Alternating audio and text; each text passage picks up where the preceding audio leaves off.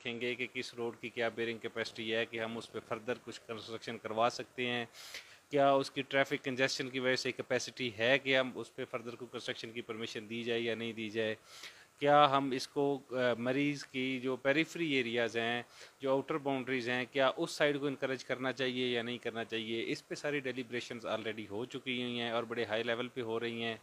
हम इनपुट भी लेंगे अपने सारे टेक्निकल डिपार्टमेंट्स का, उसको भी हमने लिखा हुआ है। तो इंशाल्लाह मरी की जो एरिया है इसको प्रोटेक्ट करने के लिए, इसके इकोसिस्टम को बेहतर करने के लिए, एनवायरनमेंट को प्रोटेक्ट करने के लिए हर कोशिश की जाएगी।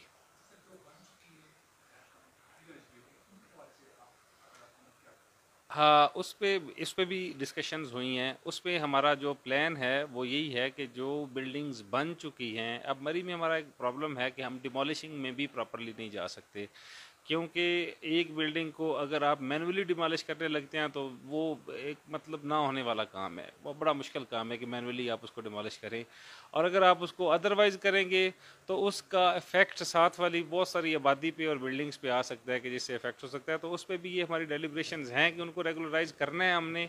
अगर करना है तो फिर उसके लिए एक ही हमारा एजेंडा है कि हमने ट्रैफिक को इंक्रीज़ करना है हमारी, हाँ अपनी पार्किंग को इंक्रीज़ करना है। पार्किंग को इंक्रीज़ करके जो हमारी जो फाइनल डिसीजन पे चीज़ें पहुंची हुई हैं वो यही हैं कि हम उनसे मैक्सिमम फ्लोर्स जो हैं वो अपनी पार्किंग लेंगे। अगर वो पार्किंग हमें दे देते हैं, एक कमेटी हाई लेवल बनाई जाएगी, वो कमेटी वेरीफाई करेगी कि इनकी पार्किंग पर रूम्स के हिसाब से अवेलेबल है, तो फिर उनको कंसिडर किया जाएगा।